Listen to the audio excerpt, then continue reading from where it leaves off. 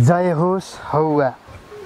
हौवा टेलिभिजन हेरेर बस्नुभएका मेरा उच्च आदरणीय मित्र बन्धुज्यूहरूमा नमस्कार तथा हार्दिक स्वागत अभिवादन गर्दै आज हौवा अनलाइन टेलिभिजनमा आध्यात्मिक प्रवचनको चौथो भागमा आज शीर्षक हो हाम्रो जीवन के हो। त उच्च आदरणीय मित्र बन्धुज्यूहरू, जीवन के हो? आज साँच्ची नै यी धरतीका अरबौं मानिसहरूले, धार्मिक मानिसहरूले, आध्यात्मिक मानिसहरूले, राजनीतिक मानिसले अथवा हरेक प्रकारको वर्ग मानिसहरूले जीवन के हो प्रश्न आएकै छ। तर वास्तवमा जीवनको के हो भन्ने उत्तर कतिले आफ्नो विचारमा, आफ्नो बुझाइमा, आफ्नो भोगाइमा रहेकै घटना, परिघटना, परिकल्पना, सेरोफेरोलाई नै जीवन मानिएको छ अथवा मानेका हुन्छौँ। जीवन वास्तवमा जन्म र मृत्युको बीचको समय नै जीवन हो र जीवन वास्तविकता, यथार्थ, बुझाइ र भोगाइ नै जीवन हो। यिनै भोगाइ र बुझाइलाई नै जीवन मान्न पर्छ र जीवन मृत्यु र जन्मको बीचमा रहेको समय हो। जन्मिनुमा हाम्रो अधिकार, खुसी थिएन, तथापि पनि यदि हामी मृत्युको लागि चाहिँ आफ्नो खुसीले मृत्यु वरण गर्न सक्छौँ, आध्यात्मकहरू समाधिबाट मृत्यु वरण गर्न सक्छ भन्ने धर्मशास्त्रहरूको तर्क छ र चेतना, ज्ञानका अभाव भएका व्यक्तिहरू आफूलाई डोरीले पासो लगाएर विष खाएर मृत्यु वरण गरेको समाजमा देखिएको छ, बुझिएको छ। त्यसै भएको कारणले त मित्र बन्धुज्यूहरू, जीवन के हो? जीवन त आखिरी यथार्थ र भोगाइ नै रहेछ, बुझाइ नै रहेछ भने यो सफल जीवन व्यतीत गर्नको लागि हामीले के गर्नुपर्छ अथवा के गर्दा सरल सफल जीवन भइन्छ भन्ने विषयको सेरोफेरोमा आज मैले मेरो आफ्नो बुझाइलाई, मेरो आफ्नो तर्कलाई यहाँहरू समक्ष प्रस्तुत गर्दैछु। हामीले जीवनलाई सरल गर्नलाई, सहज गर्नलाई विभिन्न कुराहरू ख्याल गर्नुपर्ने हुन्छ। यदि आधारभूत आवश्यकता जिउनको लागि हो भने आधारभूत आवश्यकतालाई मात्रै हामी यदि बुझ्नुपर्छ, यदि कुनै पनि महान उद्देश्य, महान लक्ष्य छ भने आँट साहस गर्नुपर्छ। आँट साहस सँगसँगै कर्म गर्नुपर्छ, विचार, मन, भावना सम्पूर्ण कुराहरूलाई एकै ठाउँमा एकीकृत गरेर हामी लगातार हामी लागि पर्यौँ भने पक्कै पनि सफल हुनेछौँ। त्यसमध्येमा पनि हामीले सफलताको सिस्टम, सफलताको रहस्यलाई नै बुझ्नुपर्छ। यदि यसलाई बुझेनौँ भने हजारौँ पटक प्रयास गरियो भने पनि सफलता हात पार्न गाह्रो छ। त मित्र बन्धुजीहरू, जीवन के हो फेरि पुनः यही हामी फर्केर जाउँ। जीवन सबैभन्दा महत्त्वपूर्ण विषय, जीवनको महत्त्वपूर्ण विषय नै स्वास्थ्य हो। त मित्र बन्धुजीहरू, महत्त्वपूर्ण स्वास्थ्यलाई हामीले स्वास्थ्यकर कसरी राख्ने? यदि कुनै पनि आध्यात्मिक चिन्तन, आध्यात्मिक साधना, वस्तुगत वैज्ञानिक साधना अथवा हरेक कर्मलाई स्वास्थ्यको महत्त्वपूर्ण भूमिका हुन्छ। त्यसै भएको कारणले आज हामी जीवन के हो सँग जोडेर स्वास्थ्यको रहस्यसँग हामी केही कुरा, मैले बुझेको कुरा यहाँहरूप्रति मैले आफ्नो विचार प्रस्तुत गर्न लागिरहेको छु। स्वास्थ्य नै वास्तवमा धन हो, स्वास्थ्य नै वास्तवमा शक्ति हो। त्यसो भएको कारणले हामीले स्वास्थ्यलाई अत्यन्तै स्वास्थ्यकर राख्न महत्त्वपूर्ण भूमिका हाम्रो चेतनाको हुन्छ, विचारको हुन्छ, अनि तत्पश्चात मात्रै भोजनको पक्षमा आउँछ। त्यसै भएर हामीले विचार, सकारात्मक विचार, सकारात्मक सोच हाम्रो शरीरले, सकारात्मक सोच र हाम्रो सकारात्मक विचारले हाम्रो शरीरलाई परिवर्तन गर्दछ। यसो भन्दामा फेरि तपाईहरूले अन्य अर्थमा नगइदिनुहोस्। जब सकारात्मक सोच भइसकेपछि हाम्रो शरीरमा वैज्ञानिक तथ्यहरू छ। सेरोटोनिन, मेलाटोनिन, डोपामाइन जस्ता केमिकलहरू, खुसी हुने केमिकलहरू, स्वास्थ्यकर बनाउने केमिकलहरू हाम्रो ब्रेन, हाम्रो दिमागमा केमिकलहरू डेभलप हुन्छ। डेभलप भइसकेपछि हामी खुसी हुन्छौँ। खुसी भइसकेपछि हामी शरीरमा हरेक कुराहरू, हाम्रो पाचन शक्तिहरू क्रियाशील हुन्छ। हाम्रो दिमागको तहगतहरू क्रियाशील हुन्छ। हाम्रो मुटु र फोक्सोको अथवा रक्त सञ्चार, श्वास प्रश्वास र पिसाब र रगत, अक्सिजनहरूको तहगतले विकास हुँदै जान्छ।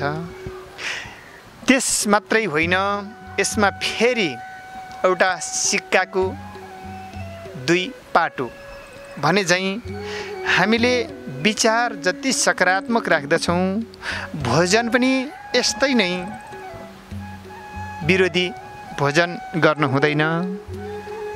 यदि हामी विरोधी भोजनको कारणले हाम्रो स्वास्थ्य पुनः फेरि बिग्रिन सक्छ र रोगको स्थापित हुन सक्छ। यसै सन्दर्भमा विरोधी भोजन के हो भनेर म छोटो प्रसङ्ग तर्कतिर लागेँ। विरोधी भोजन भनेको हाम्रो शरीरलाई कुनै पनि तत्त्वहरू आवश्यक भन्दा बढी हुनु नै विरोधी भोजन हामीले मान्नुपर्छ। विष मात्रै विरोधी भोजन होइन, हरेक हामीलाई योग्य भोजनहरू पनि बढी भइदियो भने यो विरोधी भोजनको रूपमा स्थापित हुन्छ अनि यसले रोगको रूपमा स्थापित गर्छ।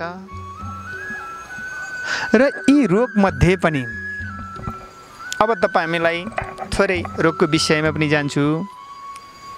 सुगर, प्रेसर, युरिक एसिड, ग्यास्ट्रिकहरू जस्ता रोगहरू हामीलाई लागेको हुन्छ। त मित्र बन्धुजीहरू, आज हामी मुटुको रोगको डाटा सङ्कलन हेर्ने भने हामी पाउने 3 करोडमा 60 लाख बराबर मुटु रोगी छन् भनेर डाटा आएको छ। 88 लाख बराबर सुगर रोगी भनेको डाटा आएको छ। प्रेसर रोगी त्यत्तिकै छ, ग्यास्ट्रिक रोगी त्यत्तिकै छ। त मित्र बन्धुजीहरू, आज हामी यो समाजमा कोही निरोगी छैनौँ, सब रोगी छौँ। यो कारण हाम्रै कारण हो, आफ्नै कारण हो। यो दुईटा कारण हो, विचार र भोजन हो। त्यसो भएको कारणले यस सम्बन्धी पनि कतिपय मित्र बन्धुजीहरूलाई म के अनुरोध गर्छु भने जीवन के होदेखि रोग के होमा आएको छौँ, रोग कसरी लाग्छ भन्ने विषयमा आएका छौँ।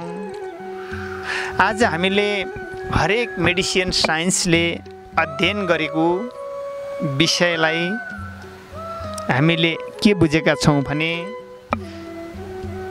1972मा दशकतिर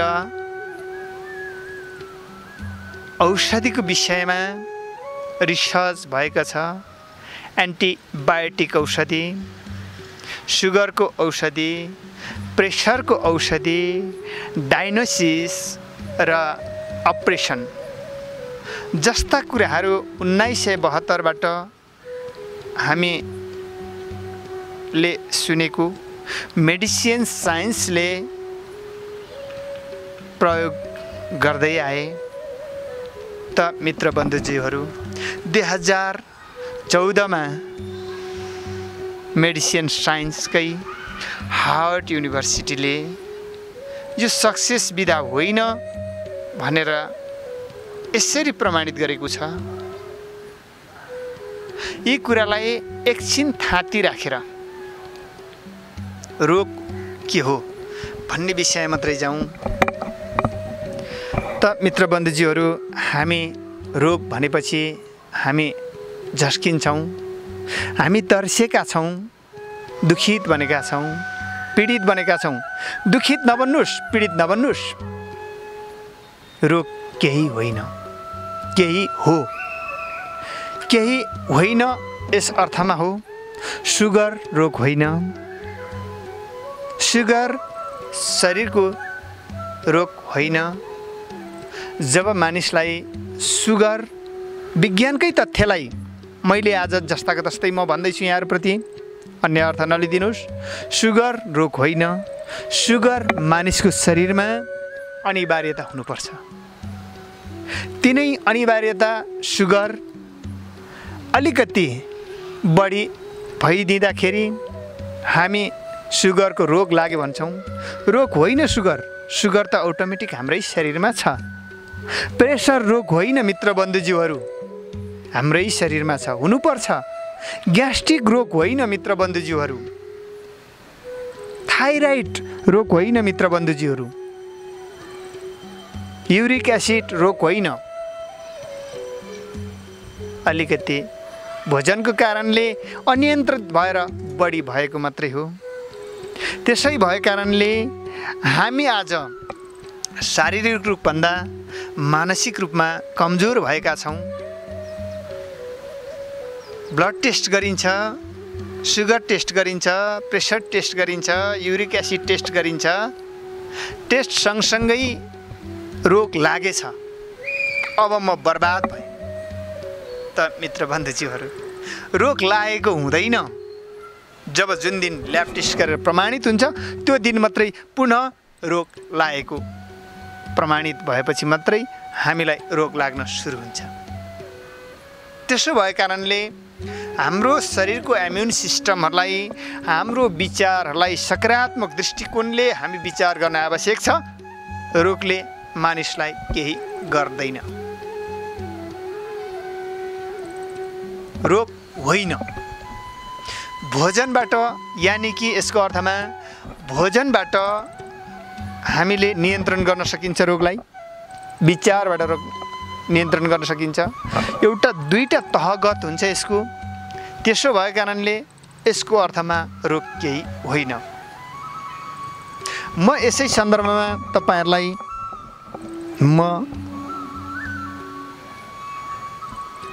अरू लिभरको फङ्सनलको विषयमा, पित्तको विषयमा, स्टोनको विषयमा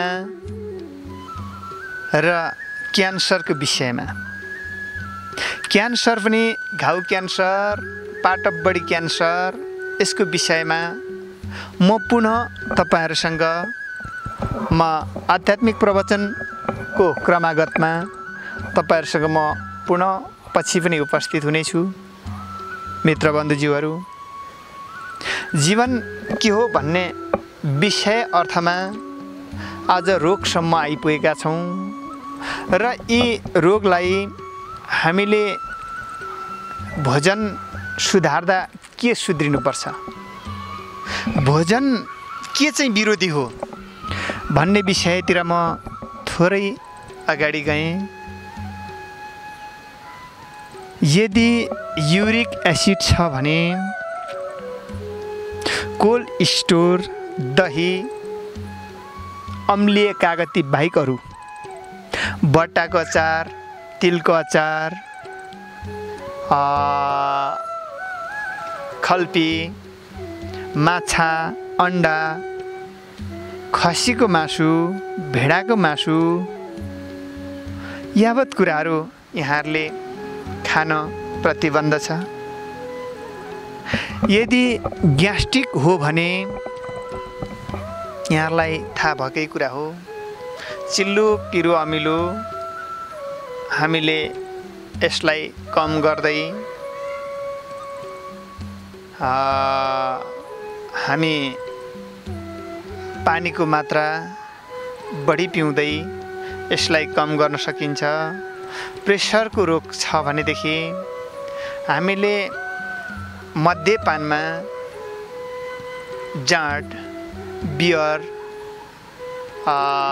मानौ रक्सी पनि, अन्डा, सबैभन्दा महत्त्वपूर्ण प्रेसरको लागि, प्रेसर डाउन भयो भने अन्डा खाइदिनुस्, प्रेसर हाई छ भने छुँदै पनि नछुइदिनुस्। र यदि तपाईँ कुनै कथन कदाचित प्रेसर हाई भएर अप्ठ्यारो अवस्थामा हुनुहुन्छ भने असिरोको पात सामान्य खान सक्नुहुन्छ, तुरुन्तै तितेपातीको पात खान सक्नुहुन्छ, कालो बनमारको पात खान सक्नुहुन्छ, निम थोरै थोरै खान सक्नुहुन्छ, चिरेतो खान सक्नुहुन्छ, कालो गिदेरी खान सक्नुहुन्छ र बाह्रमासे फुल खान सक्नुहुन्छ। र यदि अब त्यस्तै अवस्थामा भइ नै हाल्यो भने आँक पनि सामान्य प्रयोग गर्न सकिन्छ प्रेसरको लागि। र अब बाथ एक प्रकारको युरिक एसिड नै हो, कोलेस्ट्रोल जस्तै नै हो बाथ। यो बाथ रोग भनेको नशा सम्बन्धी नै बढी असर गर्ने रोग हो। त्यसो भएको कारणले हामीलाई साँच्चै नै भन्दा कोलेस्ट्रोल, बाथ अथवा युरिक एसिड एउटै प्रकारको हुन्छ। त्यसो भएको कारणले गर्दाखेरि बाथको लागि पनि तपाईँ हामीले मात्रा मिलाएर यहाँहरूले प्रयोग गर्न सक्नुभयो भने हामीले गिदेरीको बोक्रा, चिरेतो, अश्वगन्ध, के अरे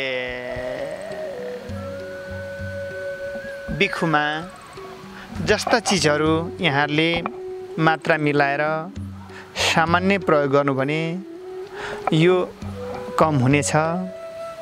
र अब ग्यास्ट्रिकको लागि म तपाईहरुलाई त्यतातिर गएँ। ग्यास्ट्रिकको लागि सामान्य त्रिफला, कालो जिरा, बेलको दाना र के रे भनौँ ऐसेलुको जरा, कालो निङ्गुरको जरा जस्ता चिजहरू यहाँले प्रयोग गर्न सक्नुहुन्छ ग्यास्ट्रिकको लागि। र अब हामी माइग्रेनको लागि चाहिँ मात्रै दुबा 7 बजी पछाडिको, बिहानको 7 बजी पछाडिको 9 बजीसम्मको दुबालाई ल्याएर कुटेर खान सक्नुहुन्छ। अब यहाँ तपाईहरुलाई मैले नाम मात्रै बताएर हुँदैन, यहाँले चिन्नु पनि पर्छ, चिन्नुहुन्न। त्यसो भएको कारणले गर्दाखेरि रोगको विषयमा हामी रोग जसलाई नामाकरण गरेका छौँ ती रोग होइन, बढी भएका मात्रै हो। त्यसो भन्ने हामीले आत्तिनु पर्ने अवस्था छैन मित्र बन्धुजीहरू, नआत्तिनु पनि होला। र हामीले शारीरिक भन्दा मानसिक कमजोरले हामीलाई ठुलो महत्त्वपूर्ण स्थानमा हामीलाई कमजोर बनाएको हुन्छ। त्यही भएको कारणले हामीले मानसिक कमजोर हुन दिनु हुँदैन। आज हामीले रोगको विषय वस्तुमा केही छलफल गऱ्यौँ, केही कुरा भन्यौँ। यहाँहरूको जिज्ञासा प्रश्नहरू छ भने मैले बुझेको, मैले जानेको पुनः फेरि दोस्रो चौथो पाँचौँ भागतिर म यसै हौवा अनलाइन टेलिभिजनका प्रस्तुता जीवनजित राईज्यूलाई प्रश्न पठाउनु भए यसको म समाधान, मैले बुझेको समाधान गर्नेछु। र यहाँहरूले मैले के बुझेको छु, यहाँले के बुझ्नुहुन्छ, यहाँहरूले बुझेको र मैले बुझेको विषयवस्तुलाई जोडेर समाजलाई सहजता कसरी ल्याउन सकिन्छ, समाजलाई सरलता कसरी ल्याउन सकिन्छ, जीवनको वास्तविकता उपयुक्ता के हुन् र जीवन के हो, स्वास्थ्य के हो, औषधि के हो, यसै विषयलाई समसामयिक घटना बनाएर म पुनः यसै हौवा अनलाइन टेलिभिजन मार्फत म पुनः फेरि पनि 5औं भागमा म उपस्थित हुनेछु। यति भन्दै मेरो उच्च आदरणीय मित्र बन्धुज्यूहरूलाई नमस्कार तथा हार्दिक स्वागत अभिवादन गर्दै यसै हौवा अनलाइन टेलिभिजन प्रस्तुता जीवनजित राईज्यूलाई पनि मुरी धन्यवाद गर्दै म पुनः उपस्थित भई फेरि आउने बाचा गर्दै म बिदा माग्ने अनुमति चाहन्छु। हौवा जय होस्।